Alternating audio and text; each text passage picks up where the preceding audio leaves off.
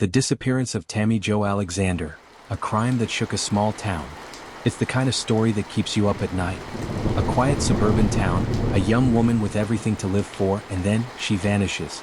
No one heard her scream. No one saw her leave. And 40 years later, the truth is still buried somewhere in the dark. Middletown was the kind of place where everyone knew everyone. It wasn't a bustling metropolis. In fact, it had the feeling of a town frozen in time, where you could always expect to find familiar faces walking down Main Street or gathering at the local diner. The people here were hard-working, honest folk living simple lives. But behind those closed doors, there was a darkness lurking, one that no one expected, and one that would change this community forever. In the summer of 1980, 18-year-old Tammy Jo Alexander was the embodiment of hope and promise. A high school senior, she had just graduated a few months earlier, and the world seemed wide open before her. Tammy had dreams of becoming a nurse, and she was well loved in her town. Everyone knew her as a sweet, caring girl with a bright future.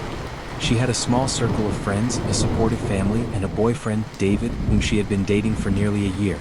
But on the evening of July 15th, Tammy Jo simply disappeared. It was supposed to be a normal evening. She had plans to meet her friend Lisa at a local hangout spot. But when Tammy didn't show up and didn't return home that night, her parents, James and Carol Alexander, started to worry. It wasn't like Tammy to not check in, especially with how close-knit their family was. The clock ticked by, and with each passing hour, a feeling of dread settled deeper into their bones. The morning after Tammy's disappearance, a frantic search was launched. Her car, a faded blue Ford Pinto, was found parked a few blocks from the diner where she was supposed to meet Lisa. There were no signs of a struggle. Her purse was still in the front seat, and her shoes had been neatly placed beside the car. It was almost as if Tammy had left willingly, but where had she gone? Local police, led by Detective Frank Harris, immediately began canvassing the area. They spoke to her friends, family, and even the regulars at the diner, but no one had seen anything out of the ordinary. Tammy had never mentioned any problems or fears. She was a typical teenager with typical dreams, but now she was gone, vanished without a trace. Her boyfriend, David, was questioned, but he insisted he had no idea where she was. He had spoken to her just a few hours before she disappeared, and everything seemed fine. No one could make sense of it. But here's the question that kept coming up. Could someone she knew have been involved? The tight-knit nature of the town meant that everyone had secrets, and while it seemed unthinkable that anyone close to Tammy could harm her, could one of them have hidden something darker beneath their friendly facade? The investigation into Tammy's disappearance took a dark turn just days later.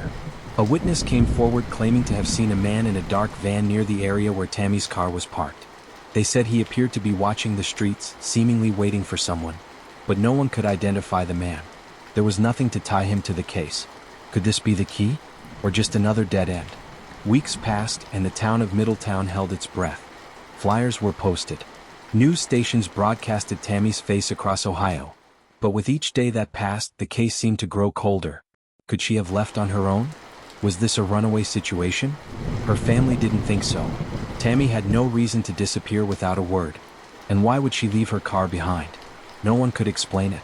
In September, a fisherman near the Great Miami River discovered a pair of Tammy's earrings caught on a branch along the shore. They were distinctive, her favorite pair, the ones her mother had given her for her 16th birthday. The discovery reopened the investigation with a vengeance. Was it possible that Tammy had been near the river? And if so, what had happened to her? Detective Harris, now obsessed with the case, began to dive deeper into the psychological profiles of those closest to Tammy. He started looking at her friends, her boyfriend, and even the people she interacted with casually. Something didn't feel right about the pieces of the puzzle. Everyone's story seemed to check out, but did someone know more than they were saying?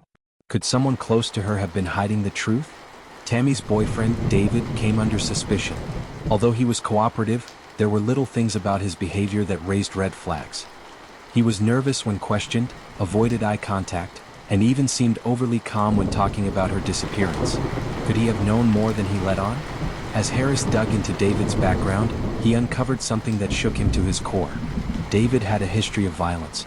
Not in the form of criminal charges, but troubling reports from previous relationships and school counselors. Could this quiet, seemingly innocent young man have a darker side? And then, just when it seemed the investigation was going in circles, a breakthrough came. In November of 1981, a confession was made. David, now a prime suspect, had a change of heart. David admitted to having been the one to drive Tammy Jo that night. He claimed he had taken her to a secluded area near the river and that they had an argument.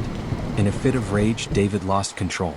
He told police he had never meant to hurt her, but the confrontation escalated. In the end, Tammy was dead, her body dumped along the riverbank in an attempt to cover up the crime. But the confession was just the tip of the iceberg. What made David snap? Why did he kill Tammy Jo? Was there something more behind this dark act than a simple argument gone wrong? Some say it was jealousy. Others believe it was deep-rooted anger, something lurking beneath the surface of their relationship all along. David was arrested and later convicted of second-degree murder. But the case left the town of Middletown in shock, unable to fully understand how a crime like this could happen in a place where everyone thought they knew everyone. The final questions. Could Tammy Jo have survived if someone had stepped forward sooner? Did David's violent tendencies go unnoticed? Why did it take so long for the truth to come out? It's a case that still lingers in the minds of many to this day. Middletown is a place where the past doesn't always stay buried, and sometimes the truth is far more complicated than anyone ever expected. What do you think? Do you believe Tammy's death could have been prevented? Leave your thoughts in the comments below and don't forget to subscribe for more chilling true crime stories like this one.